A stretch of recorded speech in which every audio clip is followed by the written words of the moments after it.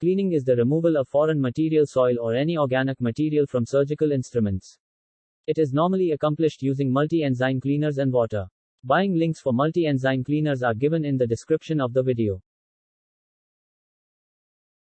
Do you need to clean the instruments if you are going to autoclave them anyway? Yes, of course. Thorough cleaning is required before sterilization because soil materials that remain on the surfaces of instruments interfere with the effectiveness of sterilization. Also, if soiled materials dry or bake onto the instruments, the removal process becomes more difficult and the sterilization process is not effective. Surgical instruments should be pre-soaked in multi-enzyme cleaners to prevent drying of blood and to remove blood from the instruments. Rusting is often the result of sterilizing the instruments with deposits on them which are not cleaned. How to clean surgical instruments. Cleaning is done manually in use areas without ultrasonic cleaners or washer disinfectors or for fragile or difficult to clean instruments.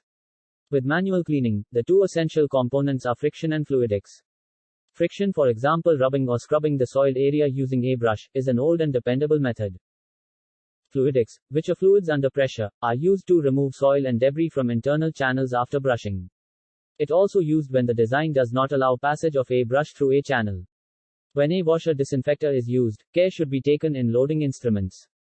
Hinged instruments should be opened fully to allow adequate contact with the detergent solution. Stacking of instruments in washers should be avoided, and instruments should be disassembled as much as possible.